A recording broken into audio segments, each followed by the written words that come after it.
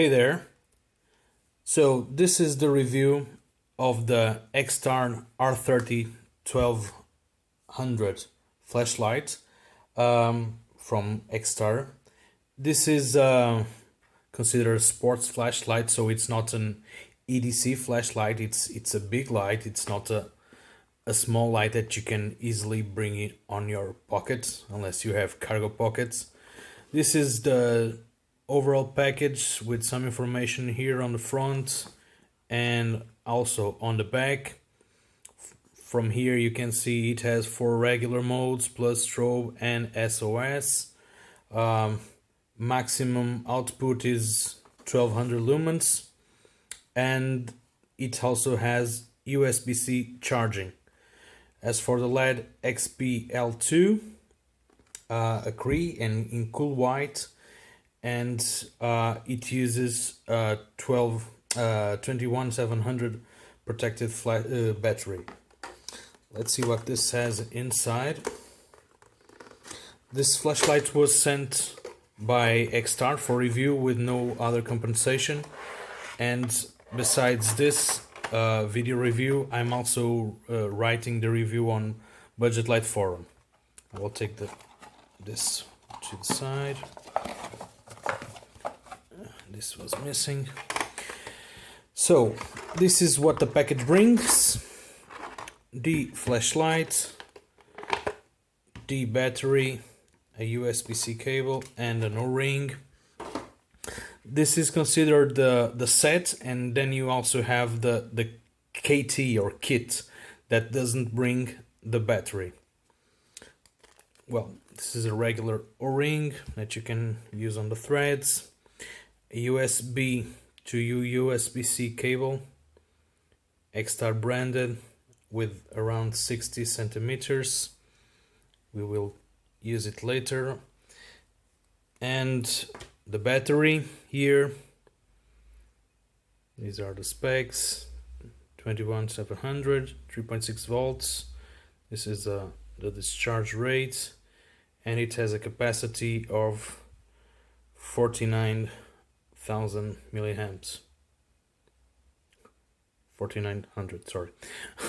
It's hard for me to say the numbers sometimes. This is the user manual. It's written in Chinese on one side and in English on the other side, and it provides some general information. You can pause it here if you want to, and some more information. This light has a warranty of 24 months for free repair, if in case you have some accident with it. So let's put this aside and let's pick the flashlight. As you can see, it's not a small light. It's a big one, but well, it uses a 21700 battery, so it couldn't be small. First of all, it can be disassembled in 3 main parts. This is the tail cap with a not soft, not hard spring. Outside it has 2 lanyard holes here so that you can use a lanyard or a paracord lanyard or a common one. This is the knurling pattern here on the tube. It's kind of slippery sometimes. It should be in diagonal or something, because well, it can be a bit slippery if you grab the flashlight with the hands wet. The driver is held in place by these 2 screws, and now we can start taking a look at the rest of the flashlight. So in the front you have the model R30 1200, yeah, and this is the evolution of the previous model called R30 only. On the back you have the serial number of the flashlight, and you also have a USB-C port where you plug the cable here. on the front the button, and here let's see if I can show you the LED. It's a Cree XP-L2 in cool white. Well, I could reach to the LED. I will not unscrew the bezel right now, but you can do it with some pliers or with other methods. And now let's take a look to the measurements here. So, well, it's barely visible, but it's on the 15.8 centimeters. So it's not a small flashlight. And let's take a general measurement. Sorry, it's on 0. And here the tube, it's a little bit narrower. And please now consider that you have the flashlight with a battery inside, and let's see how much it weighs. The tar over there, and 20. Oh yeah, more or less. These are the weight is in grams, so 219 grams. It's not heavy. I have some other lights that are heavier than this one. Let's see one thing about the charging. You have to plug the the cable here, and right now it's charging. When it's red, it's charging. When it's green, it is charged already. So you will notice it. Right now, I charged the battery some time ago, some hours ago, but still it is red, of course. Let's go to see how the flashlight works. So, if you click on the flashlight, it will always turn on in the lowest mode. And then, as you can see here, you have 4 modes. So, sorry. Low, and then another click medium, another click high, another click turbo, another click low. And now I will leave it in high just to show you one thing. To switch off the flashlight, you have to press and hold about 1.5 seconds. As I said before, a single click from off will turn it on, but if you press and hold, you will reach the last used mode. So if I will turn it on. Now it's on low, and now it's on medium, and I will turn it off. If I press and hold again, I will reach medium, and then high, and then turbo, and then low. So you have 2 ways to access the regular modes: single click or press and hold for the last used mode. In case the last used mode is low, well, you will not have any difference between clicking and pressing and holding. You can also access strobe and strobe warning right now with double click. And to turn it off, another press and hold. If you are in strobe and you want to go back to a regular mode, you double click again and press and hold to turn it off. Also from off, if you want to access SOS, you make 3 clicks, 1, 2, 3. If you want to turn it off, you press and hold, or let's 1, 2, 3. I don't know what happened here. 1, 2, 3. And if you want to go back to a previous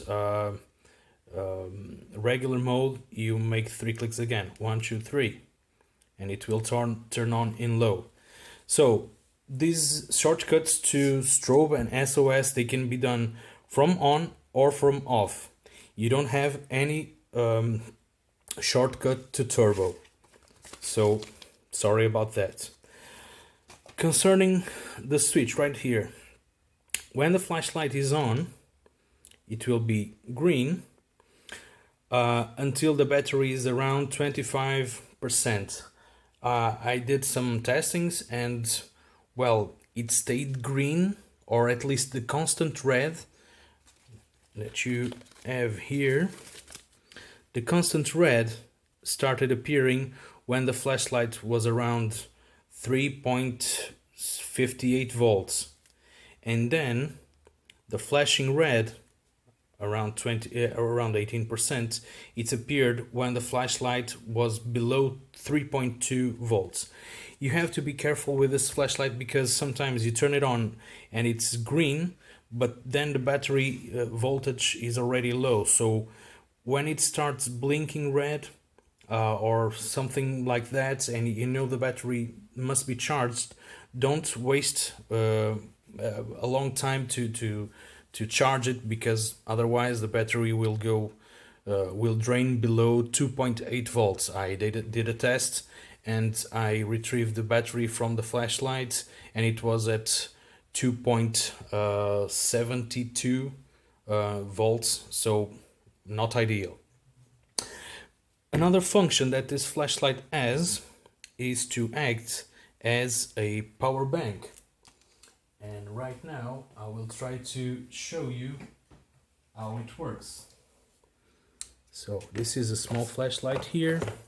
I have an adapter that I will plug into the USB-C cable. I will plug it here. No action on red yet. And now this small flashlight that is an on the road 311. You can see it here.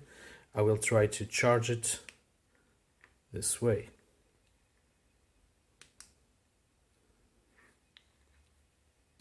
Something is not working. Yep, it's working right now. As you can see, the switch button is green here and here it's red, so it's charging. Depending on the battery level, the switch will be or red or constant or green, or constant red or blinking red. So when it's red, well, you know that it shouldn't be used to charge other things, otherwise you won't have battery for the flashlights itself, unless of course you really need it. And right now it's this. I will switch it off.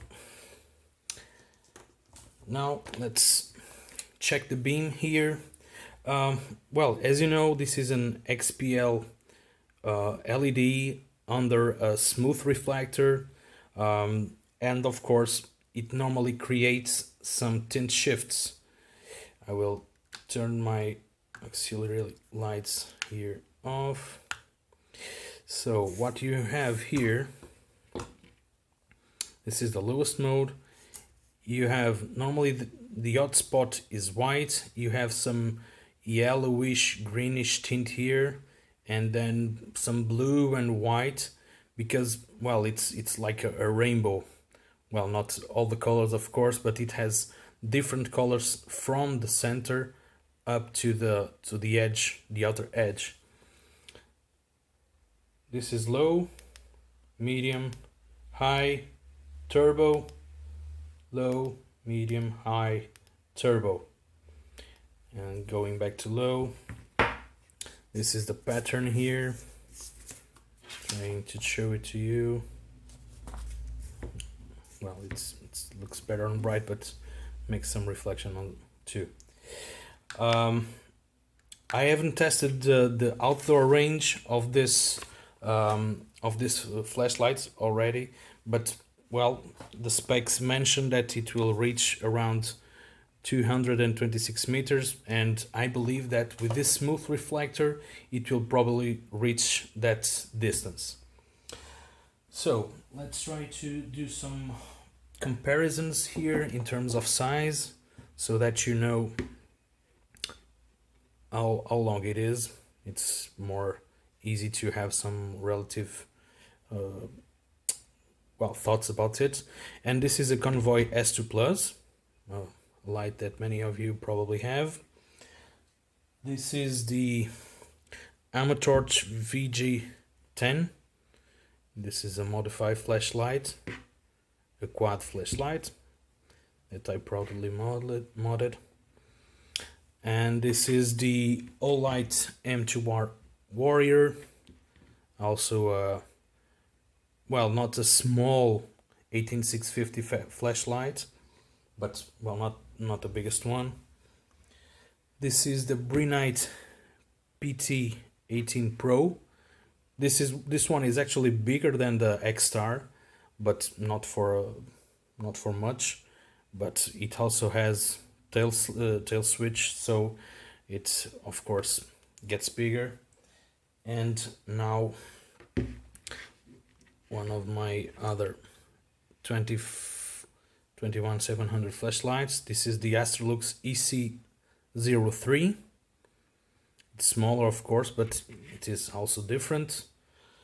And last but not least, probably the biggest one I have, the Woven T70 in camo, which is this is on the double battery version. This is on a 650 flashlight, and right now it has two of them inside. So what can I say here? Also, I was measuring the parasitic drain, or the quiescent current, and it has a relatively high quiescent current. So I would say that if you have the flashlight resting, well, you turn it off and then you unscrew the battery, the tail cap a little bit, so that it doesn't drain more than you want to. So if you do this, it will not be draining the battery. About the current draw, I can say that in low it is around 0.05 amps, low and medium 0.34 amps, high 0.96, around 1 amp, and on turbo it reaches around 2.78. So it never reaches the 3 amps on high. What does this allow? This allows this flashlight to have a very stable output for a long period of time. And I'm making another video that you will have either on the channel with a 10-minute test. And on that 10-minute test, I've been using the flashlight against a lux meter, and you will see that the output just decreases a little bit, not that much. And also the temperature measured around this part, because it's where the MCPCB sits, it's not very high. So this flashlight can maintain a sustained output for around 10 minutes, which is great because this is a flashlight to be used in outdoor activities. So if you want to go walk the dog or run or hike or something else, you know that you will have around 1,000 lumens or 1200 lumens for a relatively long period. This is great, and this is probably one of the best things on this flashlight. It is a flashlight made for outdoor use. What I really like on this, it's the simple design and the overall construction of this flashlight. It is well done. Well, the anodized is great. I just think that the pattern here on the knurling could be a little bit different. It could be well, in diagonal, so it was not that slippery. Of course, if you see, the tail is a little bit larger than the tube, so it acts as a natural stopper. Still, it could be different, and it could be different. Also, the robustness in this part here, the lens is quite thick. The reflector is super well done. It has a copper MCPCB, so it will heat sink very well. I don't have a way to measure the current, the charging and discharging current, but well, it's probably very standard, so you can you can have some confidence on it. As for the switch, it's easy to find, so you will not have any problem finding it in the dark. And I also have to say that when the battery level charge drops below 3.1 volts, the switch, it will be constantly on even if the flashlight is off. You can see it on my written review on Budget Light forum that I will link in the description to see all these small details. But I wanted to tell you this because it will be a warning for you. And if on the one side it's annoying because you cannot turn it off by that time, the switch, you can turn the flashlight on, you can still use it. You can also use the flashlight while it is being charged. I forgot to mention that. Let's make a test here. It is being charged, and of course you can also use it without the battery. It's still on. I don't advise doing this because it can probably damage some circuits, but well, in case you need, you have that possibility. And I was going back to the parts that I like in the flashlight. The simple design, the simple interface, although I would like to have a direct access to turbo from off. But well, it's a flashlight for outdoor use, not statical, not whatever, but you can also really fastly activate it and use it in any situation. And I guess it's pretty much it. I cannot remember anything that I would like to refer about this. Good quality, good material. Be just careful with the part of the draining, the parasitic draining. But besides that, I guess that there's no other things to refer badly about this flashlight.